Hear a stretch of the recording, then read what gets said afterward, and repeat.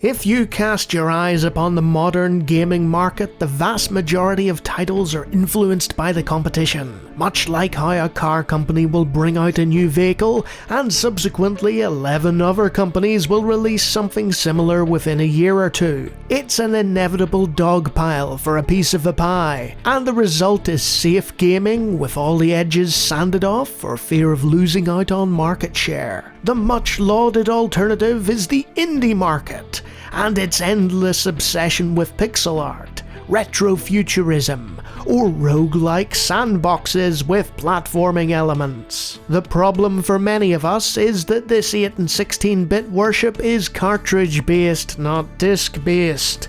The developers grew up on consoles and are copying console games, but that's not always the case. While a lot of spiritual successors and throwback titles are developers standing on the shoulders of giants, sometimes the original team that made the masterwork comes together to relive past glories. However it happens, the results can be pretty neat. This is a non-exhaustive discussion about some of the ones I've played. So before this preamble turns into a real ramble, here are some cool titles in no particular order from the last 10 years that evoke fond memories of a time gone by. War for the Dungeon. The best way to let your future fans know what sort of game you're making is to take on the name of the cancelled game you plan on replacing. It would be like me calling a space combat sim Balance of the Empire, Alliance Pursuit. Because that third cancelled Dungeon Keeper title was going to have the subtitle War for the Overworld, and that links the two inseparably. To make the homage even more obvious, the Kickstarter campaign blessed them with the original voice actor from Dungeon Keeper, Richard Ridings. Oh, and Peter Molyneux praised it. A lengthy production process led to a troubled launch, but unlike many modern gaming companies, this was a passion project. And Bright Rock eventually turned it around with a slew of bug fixes, a revamped campaign, and some quality DLC additions. The final product was finished over 20 years after the last Dungeon Keeper game was released, because there definitely wasn't another Dungeon Keeper game released before then. Nope, never happened. Granted, it's a bit more fast-paced, and there are inherent differences, it's more like 2 than 1, but it's the closest you're going to get to Bullfrog's dungeon genius this side of the millennium. Want more like this?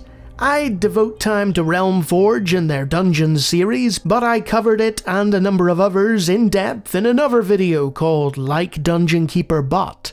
Point and click never died. A very long time ago, there was a mysterious hooded figure who walked about a glorious and fantastical environment, solving puzzles and marvelling at every screen he could walk into. This set in motion a series of graphical adventure games to come that would be fondly remembered as some of the greatest in any genre. Contrary to popular opinion, adventure games didn't die when LucasArts and Sierra stopped making them. Telltale and Double Fine and numerous other companies inspired by those early ventures kept putting out great games throughout the 2000s. But it wasn't until the early 2010s that the aesthetics of those older 90s titles really started to gain prominence again. Thanks to this resurrection in style, it's worth pointing out that Ron Gilbert of Monkey Island fame returned from making educational children's titles and graced us with Thimbleweed Park, which any self-respecting fan of LucasArts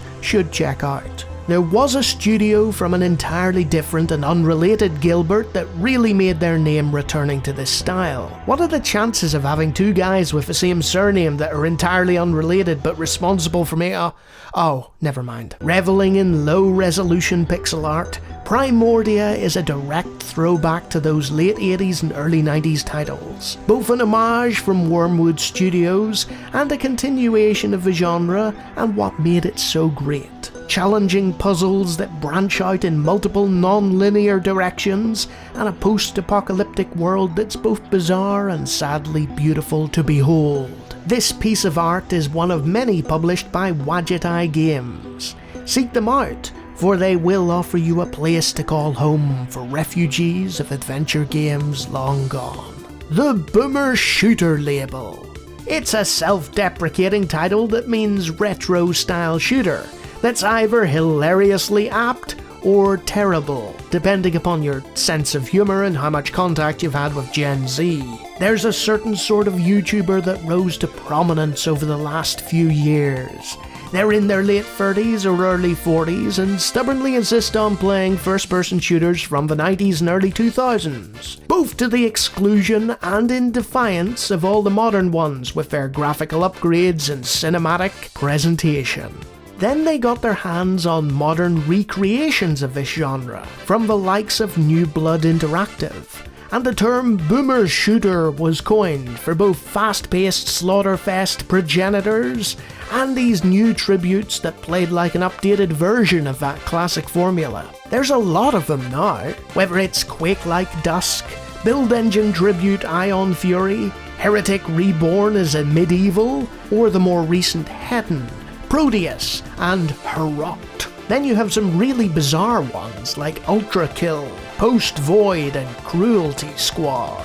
I'd like to know what those designers were on. 2 Point Hospital. There's spiritual successor, there's original developer, and then there's having the same producer, same art designer, and same composer on music. Of course, they'd need to have some decent programming talent involved too, but it looks like 2 Point Hospital have done it, and made an unofficial sequel to Bullfrog's classic, albeit with Aardman animation-style claymation people instead of cartoonish pixel art. Where's the cheese, Dr. Gromit? Unfortunately, publisher Sega bought them out in 2019, and have decided they should go the Paradox route when it comes to DLC, with 12 different purchasable upgrades of varying quality tacked onto the original game. If you're a fan of Theme Hospital, don't let that discourage you. The base game is the closest you'll get to a sequel of the fantastic strategy title, or you could just play Core 6TH. An open source engine for the original's assets. The Incline of the cRPG. Long ago in the days of yore, there lay a dark and treacherous realm, known as RPG Codex. These forum members were united in a singular belief that the RPG genre as they knew it was in a terrible state of decline, and that their isometric number-crunching stat-heavy behemoths of old had been phased out for pretty but shallow 3D replacements. Now, whether you believe that or ascribe to any of the myriad and combative beliefs of that particular subset of the gaming populace doesn't change that the incline for these classic titles most certainly commenced in the previous decade. While not as numerous as the more recent retro revival in the FPS genre, there was still an excellent selection of top-down text-heavy stat-based games released for your die-rolling pleasure. Whether it was sequels to old franchises like Wasteland 2, Divinity Original Sin, and Shadowrun Dragonfall, or new games like Age of Decadence and Underrail, or whatever Obsidian was putting out at the time before they got acquired by Microsoft. The die-hard community of cRPG addicts who had bounced off the mainstream simplification that Bethesda and co brought to the genre found new life in these darling titles, and now you can too. Sins of a genre blending. I'm planting Sins of a Solar Empire Rebellion here because it's one of the few modern games that I've legitimately spent hundreds of hours playing. I even have a gold achievement for beating a stupid number of hard AI computers in single player. Ooh, shiny. Sins of a Solar Empire is a space 4X in real time with RTS elements. An RT4X, if you will. Essentially a further marriage of the two genres. There's not much plot and there's a big old learning curve, but once you figure things out, there's giant warfare on a scale that rivals the likes of Total War, Total Annihilation and its spiritual successors, involving hundreds of craft and capital ships duking it out over planetary control in a vast sprawling galaxy. House of a Dying Genre. There is a house... Wait, that's not the title. It's just what I hear every time I read it. House of the Dying Sun is cut from the same cloth as Wing Commander, Free Space and TIE Fighter, in that it's a space combat sim, that far-flung niche that was cancelled due to lack of sales at the turn of the millennium. Where it differs from those games is the tactical element, where you can organise who goes where. Sure, you had wingman commands in the previous games, but this takes it a step further, with an overview that reminds me of Homeworld. The campaign is short compared to its influences, and it has a very stylized graphical palette that it draws from, but it sticks out like a sore thumb due to just how few decent space combat games get made these days. It's like seeing a unicorn in the wild, and then watching as it opens its mouth and starts talking to you. We need more space combat games. You're sure right, Mr. Unicorn. Unidentified, squad-based object. Squad-based turn-based strategy games didn't die, but the biggest name in that particular niche was as deceased as a marine with 1 life point left and a 99% chance to hit, which is a guaranteed missed shot in this lovely realm. It had been over a decade since Hasbro managed to kill the XCOM franchise stone dead. The parent company of Firaxis and sprawling betentacled eldritch horror Take-Two acquired the rights to the name and set the strategy giant with the task of rebooting the series, with a reimagined remake of the original sporting a confusing amalgamation of both names. The resulting modern interpretation was lavished with praise by the media for adapting the concepts of its predecessors, but presenting them in a more palatable way. Purists were less satisfied with some of the changes, but the game could be modded, and the introduction of the Long War mod went a long way, pun intended, to appeasing their quibbles. While the modernised presentation might irk older fans, it introduced a load of new players to the frustration of your squad panicking and getting themselves killed. Blobbers. I spoke about cRPGs earlier. Well, this is the other side of the same coin. Grid-based and party-based RPGs were phased out of the mainstream for the most part around the turn of the millennium, with the advent of free motion rendering them obsolete as the march of technology progressed ever forward. Legend of Grimrock essentially said, "That's nice, you've got pretty graphics and AI-controlled companions and all, but let's bring those grids back." Blobber is the modern parlance for those party-based and grid-based RPG games, and Grimrock was an old-school dungeon crawler, inspired by classics from the 80s and 90s. An entirely unashamed throwback to an earlier age, but dressed up in pretty graphics and quality of life improvements. The surprising success of this title spawned a new wave of party-based first-person titles, and one that my brother has harped on to me about and finally convinced me into getting is The Quest. The Quest is essentially World of Xen with a few minor differences, and the result is a huge open world mapped out on a grid. The resurgence of the genre even resulted in remasters of The Bard's Tale, and a brand new Might and Magic game. Oh, Ubisoft.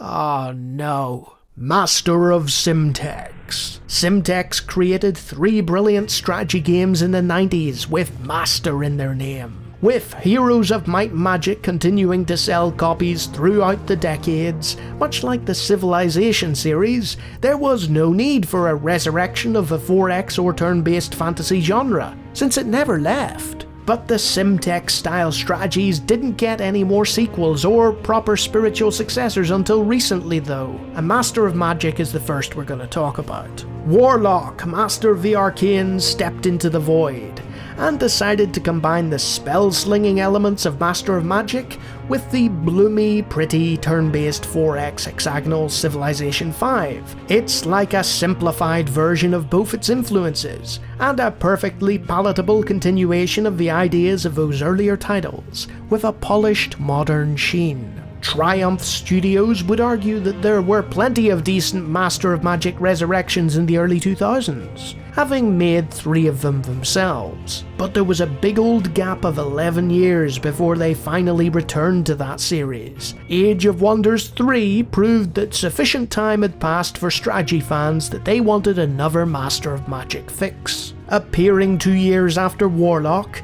it moved the series into 3D with all the sheen and glitz of modern gaming presentation, which made it markedly more accessible for new players and gave older ones a headache before they return to the beautiful pixel art of the older titles. The end result of this success?